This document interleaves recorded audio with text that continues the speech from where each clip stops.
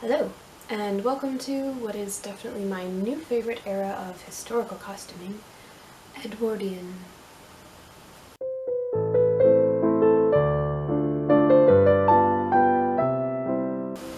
Yes, I am finally jumping on the Edwardian bandwagon that it seems like all of my friends have been on for at least a year.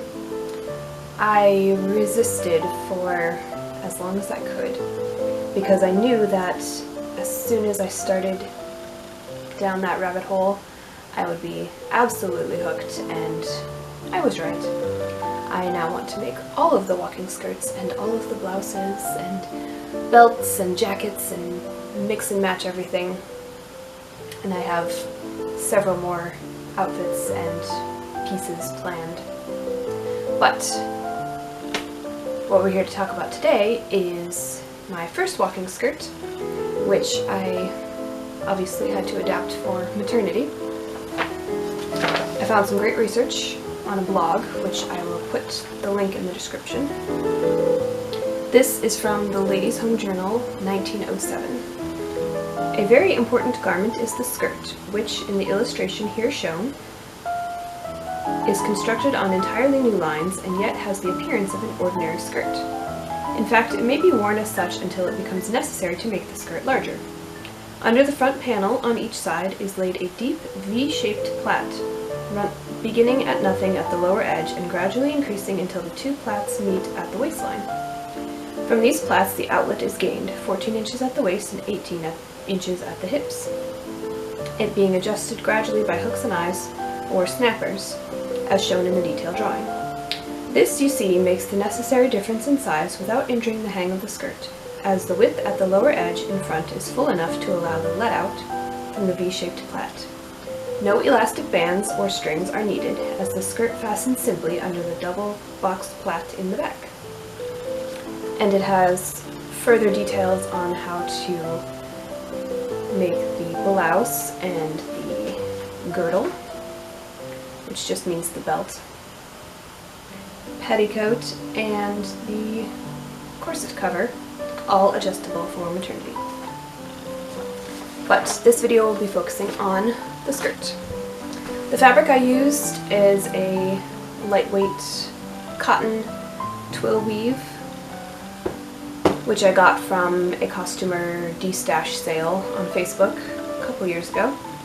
Originally I had intended to make this into, I think, trousers or perhaps breeches for my husband, but I decided that it needed to be a walking skirt instead.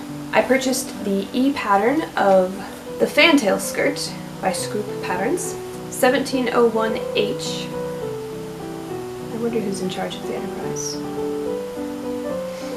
And once I had downloaded the pattern, I sent the file to Office Max to have them print it on the largest size of blueprint paper that I could order. And that worked out really well, as you will see. It has arrived. My printed pattern, very exciting. Let's see how to open this for me. Ooh.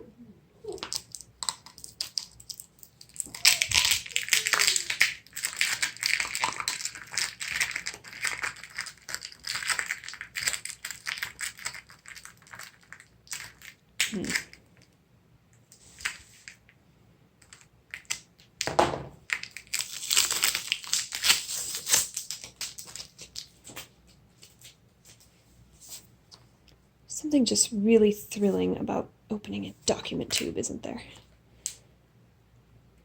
It's like a champagne cork.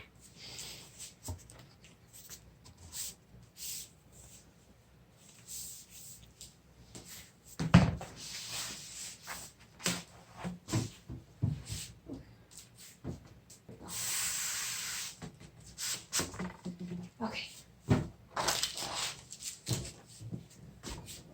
Let's see what we got. Ooh. Oh, that's beautiful. Yes.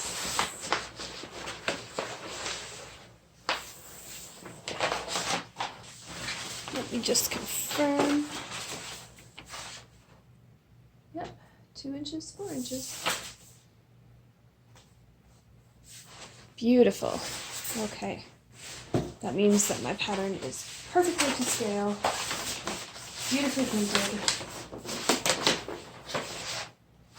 I don't have to tape 45 pages of printer paper together. I'd say that was definitely worth it. I do need to cut off this triangle and tape it to here. But I think that's the only actual piecing I need to do on the pattern itself, which is just fantastic. So, yay! Now I can make a skirt. First things first, I needed to iron my fabric. I had pre-washed the cotton, and it was very wrinkled from sitting in the dryer for however long it sat in the dryer. Honestly, I don't remember. I started out with my ironing board against the window, but as the fabric I'd already pressed started to reach towards the floor, I rotated around so that I could spread out over my cutting table. This worked much better. I also removed the elastic casing and the seams from the edges and corners of my cotton fitted sheet that I was planning to use for the mock-up/lining, and pressed that nice and flat as well. As you can see, I chose to cut out on the floor of my living room rather than my cutting table, which is just not big enough for large-scale cutting of this nature. I chose the sheet for flat lining partly because it was the same color as my fashion fabric, but mostly because it was a nice firm weave and would give some much needed body to my looser, lightweight cotton twill. I remembered from Bernadette Banner's walking skirt video that historically these skirts would often be flatlined with tarlatan. I do have some tarlatan, and I considered using it, but I realized that since this skirt is cotton, I want to keep it washable. And you can't wash tarlatan because it's a heavily starched fabric. So I will save my tarlatan for wool or silk walking skirts that I may make in the future.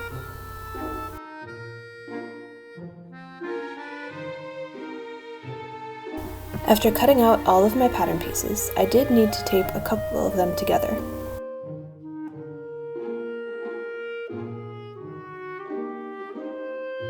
Then I checked to make sure I had all the pieces, which resulted in a frantic search for pattern piece E, before I consulted the pattern instructions and discovered that there is no pattern piece E, so I wasn't crazy after all.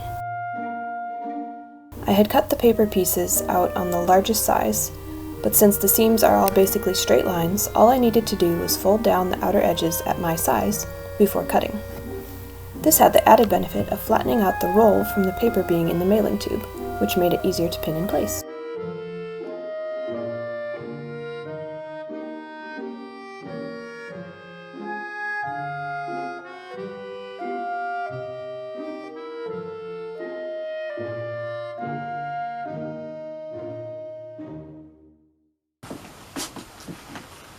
Okay, for first try on of the mock-up, this is pretty good.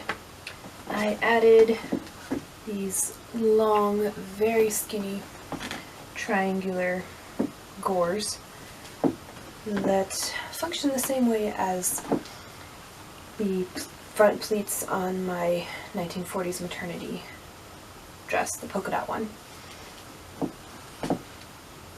And I might just sew the back seam without the placket and use this as the method of getting in and out, because I can just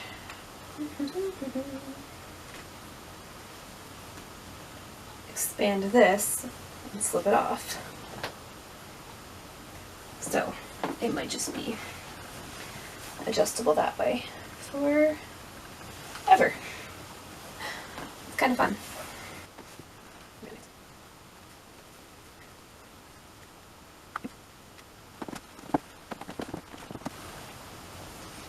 Now obviously I'm trying this on without a corset because I don't have it yet, but I think that's okay because I'm not really going to expect any waist compression from the corset, quite the opposite in fact.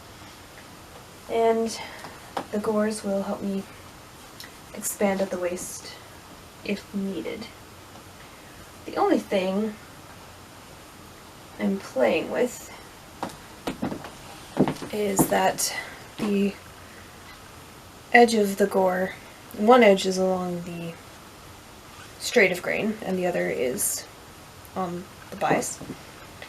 I switch directions on either side to see if one way hangs better than the other. And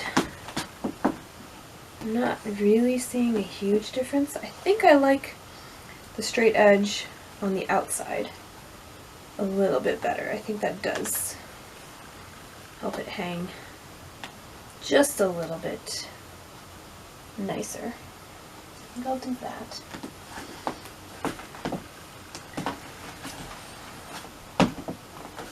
The length is good overall. I have my shoes on just to check. Obviously there will be a hem, so it won't be actually touching the floor, but if I just bring it up 1.5 inches, it should be a good walking skirt length. And I like that it's a little bit longer in the back, with just a little bit of a swish on the floor, not a true train. I don't know if you can see, but just barely grazing. That's what I would like. So I think that will work.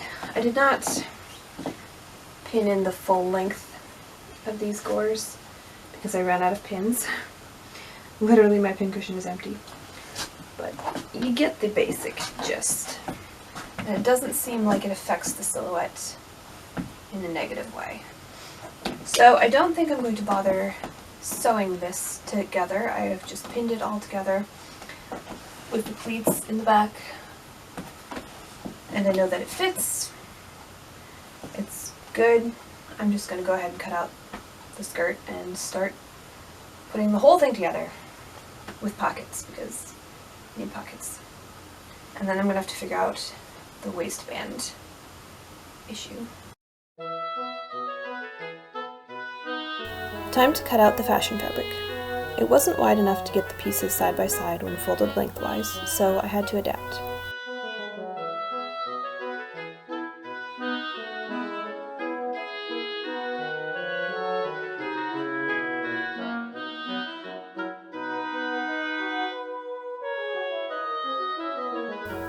I measured the length I would need from the full width of my fabric with all the pieces butted up against each other, marked that with a pin, and folded along that line.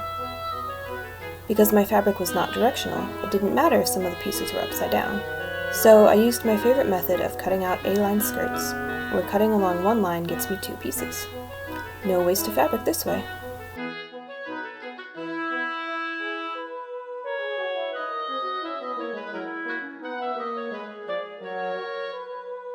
I had enough room beneath the skirt pieces to cut out the waistband and placket pieces. And I had over 2 yards left of the original 5 yards of 54-inch wide fabric. So the skirt itself was less than 3 yards. Now I'm thinking I'm going to have to make a matching jacket.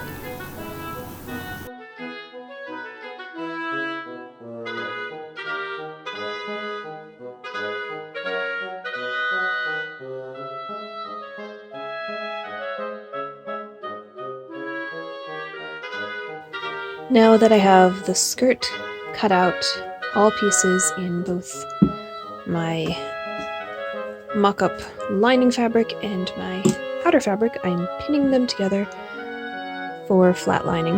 My plan is to sew around all outer edges and overlock at the same time because this stuff frays like mad. And I think just working with it is going to make it impossible. So I have used up all my pins on just the front center panel and the 2 side gores. Well, 1.5 side gores. So I'm going to go ahead and sew these, take the pins out, and then continue putting the rest together. I sewed along the outer edges at 1/4 inch, then switched to my overlock foot for the overlock stitch.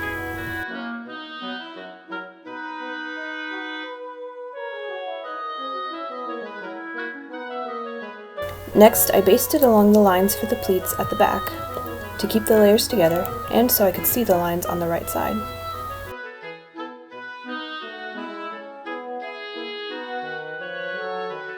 I pinned them in place and gave a good steam with my iron, then basted down the top edges to keep them secure. Then I removed all the pins.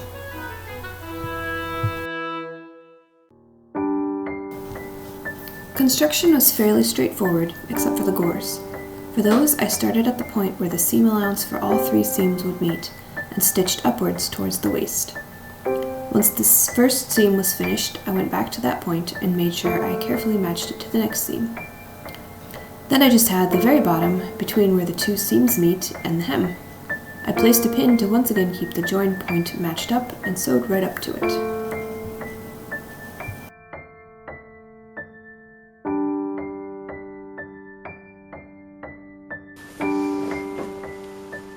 So here's the front of my skirt, center front panel, side gores, and side pieces. As you can see, the side gores ended up slightly different, but I made sure that they met perfectly at the points and that the side seams went together correctly and lay nicely, and I can just trim off the excess at the top. I had matched up the straight of grain edge with the side piece and then went from the bottom up to match the center front, which the pattern already says to sew all of the seams from the bottom up, so I was following the instructions and I think that worked really well. I'm happy with how the points look, and now I'm just going to trim this off. Just fold these.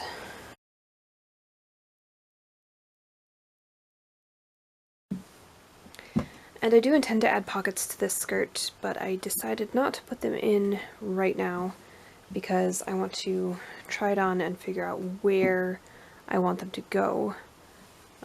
Probably in this seam, but like vertically, how far down from the waistband. The pattern doesn't call for pockets, so I'm adding them. So it's something I get to figure out. Okay, looks straight and even. Good. Now to attach this to the back.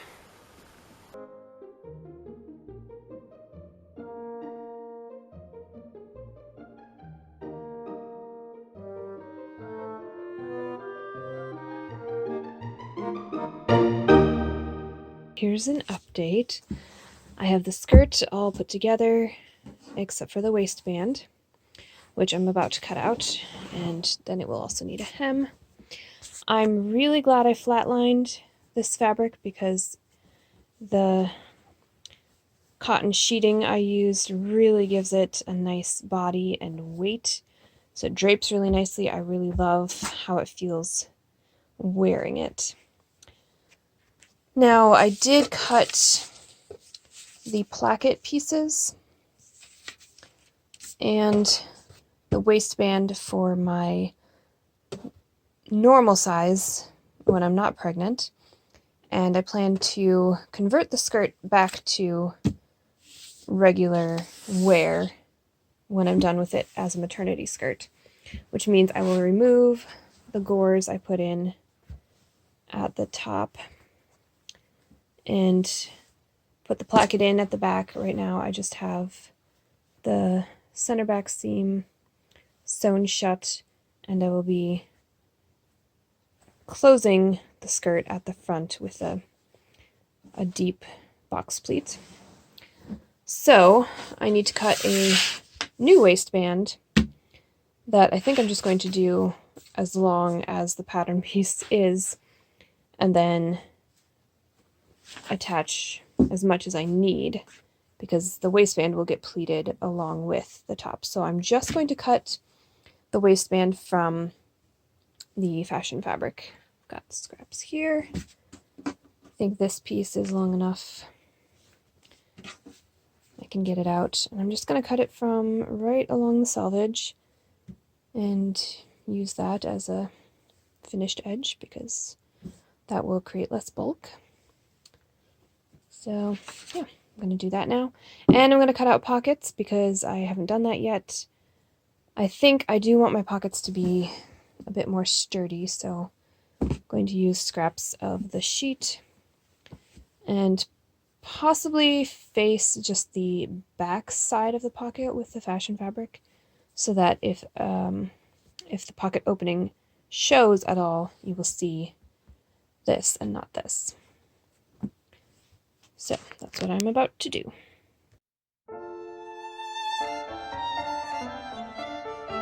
Because I was cutting along the selvage, I would not need to turn under the seam allowance on the inside of the waistband. Therefore, I measured up 1/2 inch from one edge of the pattern piece and lined that up with my selvage edge before cutting.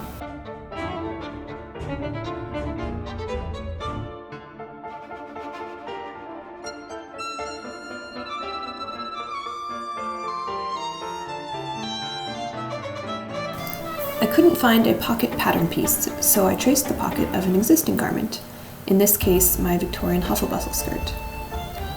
I made it slightly deeper than the original pattern.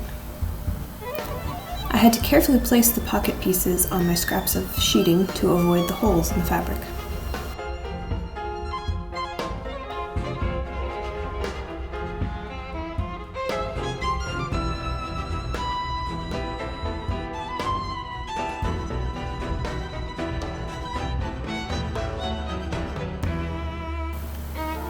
I cut 4 lining pieces and 2 fashion fabric pieces. Now, if my interpretation is correct, this is how the V-shaped plaits fasten with the hooks and bars as mentioned.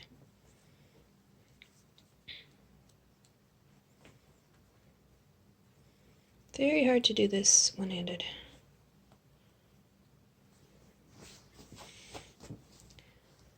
So that the gores or plaits get tucked underneath the center front panel. You can see I've added the pockets with the fashion fabric at the back so that when it falls open you can't see the lining. I would normally top stitch down the lining just to the seam allowance on this inside, but I'm holding off on that because I will have to redo the pocket if I take out this gore and move it to this seam. Let's look at the pockets from the inside. You can see it's basically a bag sewn into the seam. I did add this bit of twill tape, remembering again from Bernadette Banner's walking skirt video, that this helps to suspend the weight of the pocket from the waistband so that you don't have it pulling funny at the side seam. And I also tacked the top of the pocket to the seam allowance here just to keep it from falling over. As you can see, the waistband is finished with just the selvage edge. This helped reduce bulk, so I don't have an extra turn of the fabric right at that waist edge. And I top stitched along the bottom of the waistband to catch the interior. Here's what the hem looks like. You can see I have little tucks running along because I had to ease in the fullness of the very edge of the skirt because it tapers, so obviously it gets less full as you move further up the body of the skirt. I pressed this and steamed it while I was pinning it in place to help hold everything. And here's one of the gores. I pressed open all of the skirt seams, although this one is not wanting to stay, except where the bottom of the gore met because I didn't want to have lots of overlapping bits.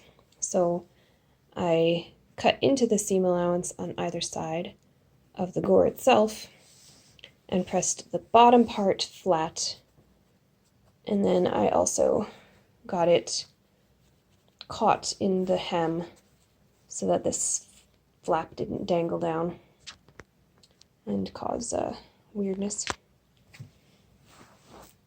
So all of the other seams are pressed flat. You can see my joining stitch for the flat lining and the overlock stitch to keep the fashion fabric from fraying like crazy. Okay, here's the skirt in context with the corset and hip pad, giving me a little bit extra oomph at the back. The skirt is finished. I have fastenings, I have pockets, I have a hem. I'm not wearing my shoes, but this is how it looks. Much better shape in the back with the hip pad.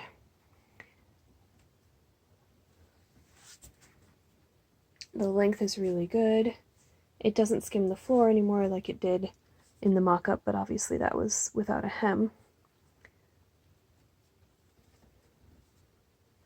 I really like the way it moves.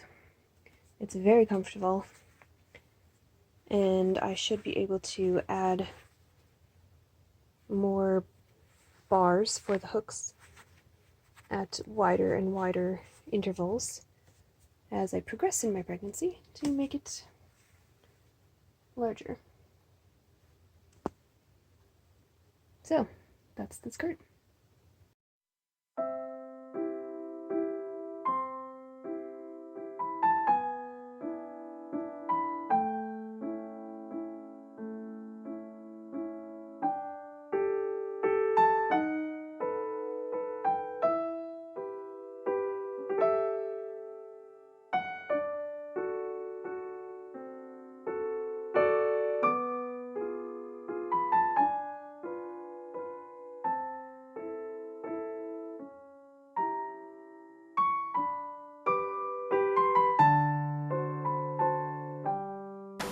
So that is my first walking skirt out of the way, ready to move on to more. I was pleasantly surprised by how easy it was to convert it to a maternity skirt, and I'm still debating. I may just leave it fastening at the front with the hooks and eyes instead of taking the waistband off and putting in the placket like I originally planned. We'll see. It depends on, I guess, how much bulk the gores add at the front when I'm wearing it postpartum. But I'm very happy with it overall. It's comfortable, it's swishy, it's fun. Tune in next week to see how I made the blouse waist and adjusted it ever so slightly for maternity. If you liked this video, please give me a thumbs up and subscribe, and here's some more videos if you are interested.